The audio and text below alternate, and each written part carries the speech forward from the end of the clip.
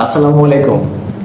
Lotus academy YouTube চ্যানেলে আপনাদের সবাইকে স্বাগতম জানাচ্ছি। আমি আরিফুর রহমান আরিফ। আপনারা যারা কোরিয়ান ভাষা শিখতে ইচ্ছুক, কোরিয়ান ভাষা শিখে কোরিয়াতে যেতে চান স্টুডেন্ট ভিসায় এবং ওয়ার্ক পারমিট ভিসায়, তাদের জন্য আমাদের এই প্রচেষ্টা। আপনারা খুব সহজ পদ্ধতিতে আমাদের ইউটিউব চ্যানেল থেকে রেগুলার ভিডিও দেখে কোরিয়ান ভাষা খুব সহজেই শিখতে পারবেন। তো আজকে আপনাদেরকে প্রথম থেকে কোরিয়ান ভাষার স্বরবর্ণ ব্যঞ্জনবর্ণ থেকে শুরু করে আমাদের লেকচার শুরু হবে। আজকে প্রথম ক্লাস আপনাদের বেসিক থেকে শুরু করা হবে। তো আশা করি আজকের ক্লাস মন দিয়ে শিখলে আপনারা বেসিক জিনিসগুলো খুব ভালোভাবে শিখতে পারবেন। আর প্রতিদিন আমাদের এইভাবে ধাপে ধাপে প্রতিটা ক্লাস আপনাদেরকে আপলোড করে দেওয়া হবে এবং প্রতিদিনের ক্লাস আপডেট ক্লাস আপনাদের নোটিফিকেশনে পেতে হলে অবশ্যই লাইক এন্ড সাবস্ক্রাইব করে রাখবেন, যাতে খুব সহজেই আপনারা খুঁজে পান। তো দেখেন, আপনারা জানেন যে কোরিয়ান ভাষা অনেকের কাছে কঠিন মনে হয়, বাট আমি বলবো কোরিয়ান ভাষা খুবই সহজ। যদি আপনারা আমাদের ক্লাসগুলো মন দিয়ে করেন তাহলে খুব সহজেই আপনারা শিখতে পারবেন।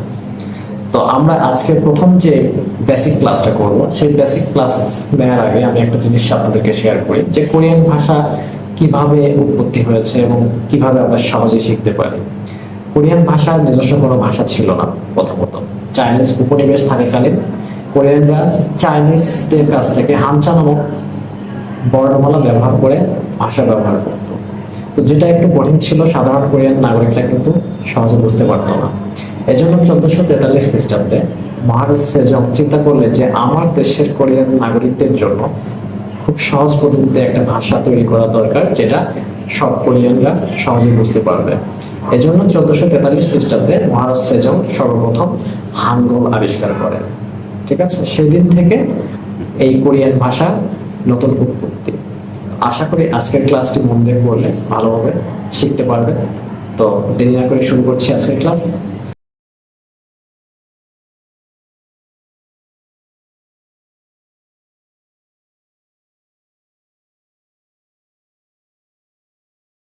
তিনটা বিষয়কে মাথায় রেখে এই বর্ণমালাগুলো তৈরি করা হয়েছিল। প্রথমে হচ্ছে আকাশ, এই যে দেখেন মাথার উপরে যে আকাশটা, এই আকাশ।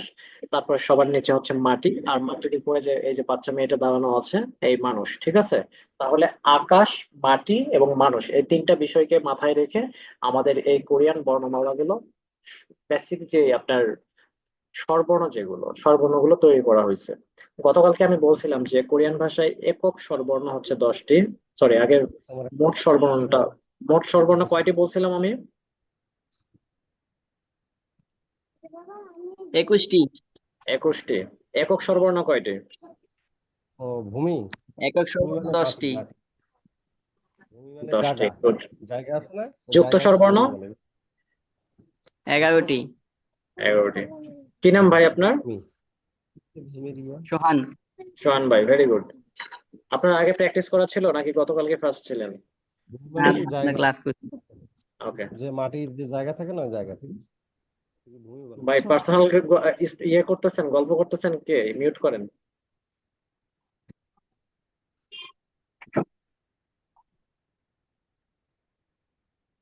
আচ্ছা দেখেন, এই যে তিনটা জিনিস আমরা শিখছি, এই তিনটা জিনিসকে নিয়ে আমরা আজকে একক যে 10টা স্বরবর্ণ আছে, এই 10টা স্বরবর্ণ শিখবো।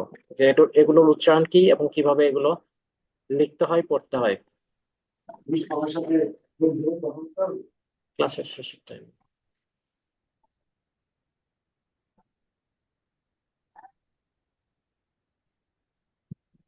আপনারা কি সবাই অ্যাপস ইনস্টল করতে পারছিলেন? জি স্যার।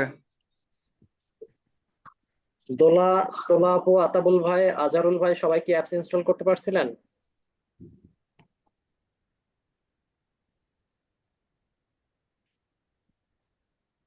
আমাকে একটু রেসপন্স করেন, নাহলে আমি তো বুঝতে পারতেছি না। আসসালামু আলাইকুম ভাইয়া। জি, ওয়ালাইকুম আসসালাম ভাই। জি আমি অ্যাপস ইনস্টল করছি। ওকে। আমার বাইরে না। আচ্ছা, দোলা আপনি কি ইনস্টল করতে পারছিলেন আপু? হ্যালো। হ্যাঁ, আপনি ক্লাসটা কন্টিনিউ করেন। জি, আর যারা অ্যাপস ইনস্টল করতে পারেন তাদেরকে আবার লাস্টের দিকে একটা ভয়েস দিয়ে দিন সুন্দর মতো, তাহলে ক্লাসে বিঘ্ন হবে না। ওকে। আচ্ছা, দেখেন একক স্বরবর্ণ আমরা পড়ছি 10টা। আজকে আমরা ফার্স্ট ক্লাসে আমরা এই একক 10টা স্বরবর্ণ শিখবো। স্ক্রিনে তাকান, 10টি একক স্বরবর্ণ। একক স্বরবর্ণ এই 10টা এখানে এই সিরিয়ালে দেওয়া আছে। আমরা এই 10টা আগে শিখবো কিভাবে আছে, কিভাবে এটার উচ্চারণ আসে বাংলায়, সেটা আমরা পড়বো। আমরা দেখেন ছোটবেলায় স্বরীয় স্বরিয়া যেভাবে একক মানে যে বর্ণমালাগুলো শিখছি আমরা, স্বরবর্ণগুলো স্বরীয় স্বরিয়া রস্বই, সেম কোরিয়ান ভাষায় একই জিনিস আমাদেরকে এখন শিখতে হবে। দেখেন, গতকালকে বলছিলাম যে এই যে লম্ব রেখা, যেটা লম্ব রেখা, মানুষ যখন দাঁড়ায় থাকে, আপনারা যখন দাঁড়ায় থাকেন, তখন এই যে দেখেন, দ্বিতীয়টার দিকে দেখেন, লম্ব রেখার ডান পাশে ছোট্ট একটা টান দেওয়া আছে, এটাকে বলবো আমরা সরিয়া। লম্ব রেখার ডান পাশে দুইটা টান দেওয়া আছে 3 নম্বরটাতে, এটাকে বলবো ইয়া। আপনাদের বোঝার সুবিধার্থে আমি আমার মতো করে লিখতেছি। ইয়া কিন্তু বাংলায় এরকম কোনো ওয়ার্ড হয় না, ঠিক আছে? কিন্তু আপনাদের বোঝার সুবিধার্থে আমি এইভাবে ইয়াটা লিখতেছি, যাতে আপনাদের বুঝতে প্রবলেম না হয়। তারপরে দেখেন 4 নম্বরে দেখেন বলছে যে ডান পাশের কাজ শেষ। বাম পাশে যখন আমি একটা টান দিচ্ছি সেটা হচ্ছে অ, যখন দুইটা টান দিচ্ছি তখন হচ্ছে ইয়। আমরা যে ছোটবেলায় পড়ছি রস্বইতে রস্বইকার, আমরা পড়ছি না রস্বইতে রস্বইকার, এই জিনিসটা আপনারা নোট করে ফেলেন, তাহলে আপনাদের যখন রিডিং পড়তে যাবেন তখন বুঝতে আর কষ্ট হবে না। তারপর সরিয়াতে আকার, ঠিক আছে? অ তো অ, ইয় সেম জিনিস থাকবে, শুধু এই দুইটা জিনিস আপনাদের মুখস্থ করতে হবে, যে ইতে রস্বইকার হবে, আতে আকার। এটা তো আমরা জানি বাংলায় যেটা আমরা পড়ছি। তাহলে দেখেন এখানে যে আমরা এই পাঁচটা, এখানে যে 5টা বর্ণ শিখলাম, এই 5টাতে নতুন কিছু আসছে? শুধু এই লম্ব রেখা আসছে, এই লম্ব রেখা হচ্ছে মানুষ। আর এই যে ডানে বামে যে আমরা যে ছোট্ট একটা রেখা ইউজ করছি, এই যে এইরকম রেখা ইউজ করছি, এটা কোত্থেকে আসছে? মনে আছে যে আকাশটা হচ্ছে গোলাকৃতির, আমরা কিন্তু এরকম একটা গোলাকৃতি, এটাকে আমরা আকাশ কনসিডার করছিলাম বা বিবেচনা করছিলাম, তাই না? জি বল। হুম, হুম। 9টা অথবা 10টা যে কোনো ক্লাস। হ্যাঁ, করানো আছে তো। ও আচ্ছা, ও ফেসবুক লিংক, ও আচ্ছা, ওর ফেসবুক লিংকে দেওয়া হবে। ওরা ফেসবুকে, আমাদের ফেসবুক ইয়েতে আছে, ওখানে গিয়ে দেন। সুমন, হ্যাঁ মেসেঞ্জারে আছে। সরি, এই যে আমরা গোলাকৃতির যেটা, এটাকে আমরা আকাশ কনসিডার করছিলাম, তাই না? তো সমস্যা হচ্ছে যে যখন আপনি সব জায়গায় এরকম গোলাকৃতির বৃত্ত আঁকতে যাবেন, তখন হয় কি, এটা একটা কষ্টকর কাজ, বিরক্তিকর কাজ। এটাকে এইরকম ছোট্ট একটা সরলরেখা হিসেবে ব্যবহার করা হয়েছে, ঠিক আছে? এই যে এখানে যে ছোট্ট সরলরেখাটা, এই সরলরেখাগুলো এই যে এখানে এসে ব্যবহার হয়েছে, এই যে এখানে যে আয়ের ক্ষেত্রে ব্যবহার হয়েছে, এই যে দুইটা টান ব্যবহার হয়েছে, এই ছোট্ট যে সরলরেখাটা, এটা ডানে বামে এভাবে বসছে, ঠিক আছে? হ্যাঁ, হ্যাঁ 3। তাহলে দেখেন, এই মানুষ আর এই আকাশ, এর বাইরে নতুন কিছু আসে নাই। তাহলে এটাকে কি বলে? এই লম্ব রেখাকে আমরা কি পড়লাম?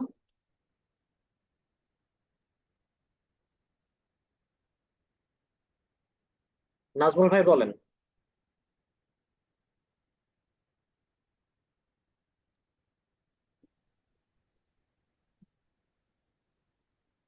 নাজমুল ভাই কি ক্লাসে আছেন?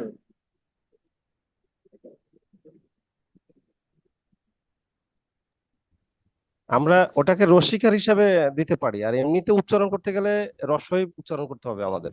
জি, আচ্ছা। আপনি আমার সঙ্গে লাইনে থাকেন, কানেক্টেড থাকেন, আমি যাকে নাম মেনশন মেনশন করব সে কিন্তু আনমিউট করে আমার অ্যান্সারটা দিবেন, ঠিক আছে? এখন বলেন নাজমুল ভাই, এটাকে তাহলে আমরা কি বলবো? এটাকে আমরা রস্বই বলবো, কিন্তু বানান যখন আমরা করতে যাব তখন রসিকার হয়ে যাবে এটা। জি, ভেরি গুড। এখন এটা কি হবে? এটা এটা এটা হবে দীর্ঘ। ওই আ, ওই সরি সরি, এটা এটা এটা হচ্ছে আ হবে, হ্যাঁ। এটা এটা আপনার ইয়ে আছে আর কি, যে ডাইনে একটা আকার দেওয়া আছে, তা জি, সেক্ষেত্রে হচ্ছে আ হবে, হ্যাঁ। আমরা জি ওই লিখতে গেলে আবার আকার উচ্চারণ হবে ওটা, জি, কোরিয়ান লিখতে গেলে ভাষায় আকার উচ্চারণ হবে, রাইট। আকার উচ্চারণ দেখেন, হবে। কোরিয়ান ভাষার সঙ্গে বাংলা ভাষার কিন্তু অনেক মিল আছে। আমরা দেখেন এই যে ডান পাশে যে ছোট্ট একটা টান ইউজ করতেছি, আমরা বাংলায় যে সরিয়াটা লিখি, সরিয়াটা কিন্তু ওই আকারটা কিন্তু ডান পাশেই আমরা দিই, তাই না? ডান পাশেই দিই জি এবং আতে আকার। এখানে কিন্তু এই হুবহু সেম একটা মিল আছে। একটু বোঝার চেষ্টা করুন, তাহলে আরো ইজি লাগবে। তাহলে ডান পাশে যখন আমার একটা টান থাকছে সেটা হচ্ছে আ বা সরিয়া, ঠিক আছে? জি জি। ডান পাশে যখন আমার দুইটা টান থাকছে, ইয়া। ইয়া। তাহলে আমার ডান ডান পাশের কাজ শেষ। এখন আসবো আমরা বাম পাশে। বাম পাশে যখন আমি একটা টান দিচ্ছি, তাহলে ওটা হবে অ। অ। দুইটা টান দিলে এটা এটা দুইটা হচ্ছে ইয়। ইয়। তাহলে ভালো করে খেয়াল করেন যে এই একটা লম্ব রেখা বা মানুষ থেকে আমরা পাঁচটা বর্ণ পাইছি। শুধুমাত্র কি করছি, এই লম্ব রেখার নাম হচ্ছে ই বা রস্বই, একবার ডানে একবার হচ্ছে বামে, জাস্ট এটুকুই করছি, তাই না? তাতে আমরা কি পাইছি, মানুষ থেকে আমরা পাঁচটা বর্ণ পাইছি। এখন দোলা বলবেন লম্ব রেখাকে কি বলে?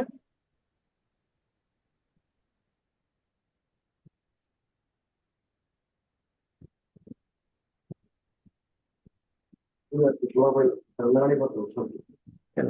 হ্যাঁ, কেন? এইসব ট্রেনিং সেন্টারে খাবারের অবস্থা খারাপ, মায়াগুলো মনে অসুস্থ হয়ে পড়ছে, তারপরে কম খাবার সামনে। ডান পাশে একটা টান দিলে এটা হচ্ছে স্বরে ও হিসেবে ইউজ করা হবে। ডান আহ, পাশে। আ আ আ আ হুম, স্বরে আ। আর লেখার ক্ষেত্রে এটা আকার হিসেবে ইউজ হবে, পড়তে হুম। গেলে আ ইউজ হবে, এই উচ্চারণ হবে আর কি, কোনো কিছু আকার হিসেবে। এখন কি হলো, দুইটা টান ইউজ করলে? দুটো টান দিলে এটা ইয়া হয়ে যাবে। জি। বাম পাশে? বাম পাশে যদি দুটো টান দিই তাহলে হবে ইয়। বাম পাশে হচ্ছে শুধু অ, স্বরীয়। আমরা বাংলায় যে স্বরীয় পড়ি, দেখেন বাংলা ভাষায় যে স্বরীয়, হ্যাঁ হ্যাঁ। স্বরিয়া, রস্বই আছে, সেম এই তিনটা বর্ণই কিন্তু এখানে জি। আসছে। স্বরীয়, স্বরিয়া আর রস্বই, এই তিনটাই আসছে ভাই। Take it easy. আপনারা এই বিষয়টাকে ইজিলি ভাবেন, দেখবেন যে আপনাদের কাছে ইজি লাগতেছে। আপনারা যদি এটাকে কমপ্লেক্স মনে করেন, অনেক বেশি কমপ্লেক্স মনে হচ্ছে যে ফার্স্ট টাইম এরকম, মানে একটা অ্যাডজাস্টমেন্টের বিষয় আছে এখানে, যে আপনি যখন এটা বাংলার মতো করে ভাববেন, ওইভাবে চিন্তা করবেন, ইজিলি ভাববেন, তখন দেখবেন আপনাদের কাছে ইজি লাগতেছে। জাস্ট দেখেন, সিম্পলি চিন্তা করেন যে এই লম্ব রেখা যেটা, লম্ব রেখার মতো খাড়া একটা রেখা যেটা, এটাকে বলে হচ্ছে ই বা রস্বই। শেষ, এটার পার্ট শেষ। এখন এটাকে আমি দাঁড় করায় আমি কি করব, একবার ডানে একবার বামে ইউজ করব। কিভাবে? ডান পাশে আমি একটা টান যখন ইউজ করব, তখন এটা হবে আ বা সরিয়া। যখন আমি দুইটা ইউজ করব, তখন হচ্ছে ইয়া। শেষ, ইয়া। আমার ডান পাশের কাজ শেষ। এখন আমি কি করব, বাম পাশে। বাম পাশে যখন আমি একটা টান দিচ্ছি অ, দুইটা টান দিলে অ ইয়। ইয়। হ্যাঁ, তাহলে আমার শেষ। আমার বাম, ডান, বাম, ডান, বাম, শেষ। এখন আমরা বাকি যে পাঁচটা আছে এই পাঁচটার দিকে একটু তাকাই, চলেন। এখানে দেখেন, এখানে যে এই সরলরেখাটা আছে, এই যে সরলরেখা, এই সরলরেখাটা কোত্থেকে এসেছে? আমরা চিন্তা করছিলাম যে এই যে মাটি যেটা, মাটি বা ভূমি যেটা, এই ভূমিটা কি, মাটি বা ভূমি কিন্তু সমতল, তাই না? তো সমতল ভূমিটা কি এরকম সরলরেখা হিসেবে আমরা কনসিডার করতে পারি। তো এটাকে আমরা সরলরেখা হিসেবে এইভাবে চিন্তা করছি, এই যে এরকম সরলরেখা, এরকম সরলরেখা হচ্ছে এটা মাটি। ওকে, তো এটা তো একটা নাম আছে, এটার নাম হচ্ছে দীর্ঘ। দীর্ঘ। আমরা যেমন হ্রস্বর সঙ্গে দীর্ঘ করি, এটার উচ্চারণটা একটু টেনে হবে, লম্ব ভাবে হবে। উ, উচ্চারণটা হবে একটু টেনে লম্ব ভাবে হবে উ। একটু জোর দিয়ে উচ্চারণ করতে হবে লম্ব ভাবে। এবং দীর্ঘতে আমরা ছোটবেলায় পড়ছি, দীর্ঘতে দীর্ঘকার পড়ছি না এটা? আপনি যখন বানান করে পড়তে যাবেন তখন এই দীর্ঘতে দীর্ঘকার এই জিনিসটা প্রয়োজন পড়বে, ঠিক আছে? এটাও নোট করে রাখেন। তারপরে দেখেন এই যে এই বর্ণটা, এটা কিভাবে আসছে? এই যে এই সরল রেখা যেটা, এই সরল রেখার উপরের দিকে একটা টান ব্যবহার হয়েছে। কিভাবে হয়েছে? এই যে সরল রেখাটা এর উপরের অংশে এইভাবে একটা টান হয়েছে, যেটা এটা, এটার নাম হচ্ছে ও। উপরের দিকে যখন একটা টান হবে সেটাকে বলবো আমরা ও। তারপরে দেখেন উপরের দিকে এখানে দুইটা টান হয়েছে, এইভাবে দুইটা টান হয়েছে। দুইটা টান হইলে এটার উচ্চারণ হবে ইও। আচ্ছা, এখানে একটা জিনিস বাদ গেছে, সেটা হচ্ছে ওতে আমরা কি পড়ছি ছোটবেলায়, ওতে ওকার। এটা মনে রাখবেন, যখনই এই বর্ণটা থাকবে তখন ওতে ওকার আমাদের যখন বানান করে পড়তে যাব তখন এটা আমাদের প্রয়োজন পড়বে যে ওতে ওকার, কিন্তু এটার নাম হচ্ছে ও। তাহলে উপরের দিকে একটা টান থাকলে এটার নাম হচ্ছে ও, ওতে ওকার। যখন দুইটা টান থাকবে উপরের দিকে তখন এটা হচ্ছে ইও।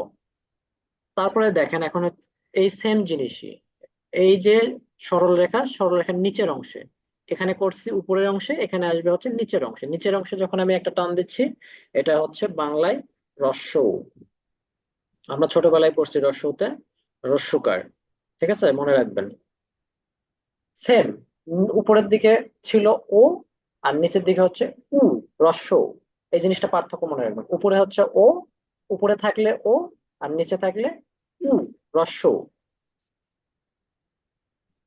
নিচের দিকে যখন আমি এইভাবে দুইটা টান দিব, এই যে এটা, তখন এটা হবে ইউ, ইউ। দেখেন এটার সঙ্গে বাংলার কিন্তু আমরা যে ছোটবেলায় বাংলা পড়ছি সরিয়া সরিয়া রসে খুবই মিল আছে। দেখেন এই যে নিচের দিকে যখন আমরা এই উটা বানাইছি রস্যতে রস্যকার, আপনি যখন বাংলা কোনো কিছু লেখেন এই রস্যকারটা সবসময় নিচের দিকে কিন্তু বসে। আর এইটা কিন্তু নিচের দিকেই আছে, এই রেখাটা কিন্তু নিচের দিকেই টান দেওয়া। এটা মনে রাখবেন যে নিচের দিকে যেটা সেটা হচ্ছে উ বা রস্যকার। ঠিক আছে, টেকনিক্যালি মনে রাখবেন। আর উপরের দিকে যেটা এটা হচ্ছে ও, ওতে উপরে। ঠিক আছে, উপরে মানে ও। আজকে ফার্স্ট টাইম ছিল এই জন্য আপনাদের কাছে অনেক কঠিন লাগতেছে। জাস্ট আপনাদেরকে একটা টেকনিক বলে দিই, সেটা হচ্ছে আপনারা খাতায় এই জিনিসটা নোট করবেন, নোট করার পরে আপনারা এটা লিখবেন, কোরিয়ান বর্ণটা লিখবেন, পাশে বাংলাটা লিখবেন, নিচ থেকে উপরে উপর থেকে নিচে আবার উল্টা পাল্টা করে লিখবেন, কয়েকবার করে প্র্যাকটিস করবেন। ফার্স্ট টাইম মনে হতে পারে আপনাদের কাছে যে এটা অনেক ইজি, বাট আপনি যখন এটা মনে রাখার চেষ্টা করবেন, আমি কিন্তু উল্টাপাল্টা করে আগামী ক্লাসে জিজ্ঞেস করব যে এটা এই এই বর্ণটাকে কি বলে। ঠিক আছে, হঠাৎ করে একটা করে জিজ্ঞেস করব। এটা যখন আপনার মাথায় একদম পার্মানেন্টলি সেভ হবে তখন আপনার রিডিং পড়াটা ক্লিয়ার হবে, তার আগ পর্যন্ত কিন্তু হবে না। সো আমি পড়াটা একবারে বেশি চাপায় দিব না, আজকে শুধু একক স্বরবর্ণগুলো দিলাম আপনাকে। আর বাকিগুলো যে যুক্ত স্বরবর্ণগুলো এই 10টাকে জোড়া লাগাইলে আমার যুক্তগুলো আমি পেয়ে যাব। সো আজকে আমি শুধু একক স্বরবর্ণ যে 10টা, এই 10টা আপনাদেরকে লিখে দিলাম, দেখায় দিলাম। আর এই ক্লাস সম্পর্কে বা আজকের এই বিষয়টাতে কোনো কোশ্চেন থাকলে আপনারা কোশ্চেন করতে পারেন। স্ক্রিনে দেখেন,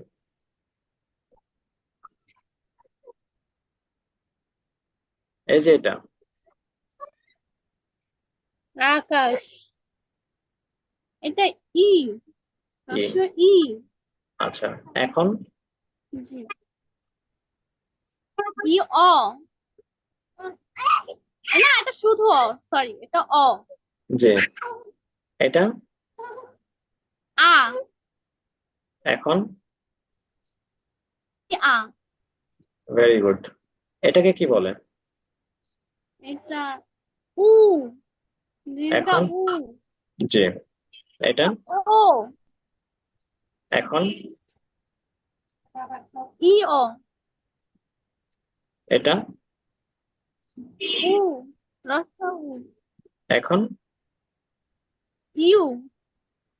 বাহ, আমি এত ভালো শিখাইতে পারলাম যে আপনারা এক ক্লাসে সব শিখে গেলেন। আজহারুল ভাই, আপনার কি কোনো কোশ্চেন আছে ভাই বুঝতে? না ভাই, আমি পারবোই বলে। আচ্ছা, মাশাআল্লাহ। মশিউর ভাই, আপনার কি অবস্থা বলেন?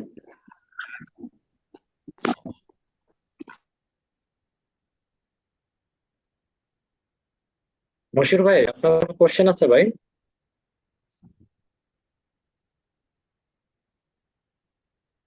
আচ্ছা, আমাদের টাইম আউট হয়ে যাবে, এই পড়াটা কালকে আপনাদের জন্য থাকবে।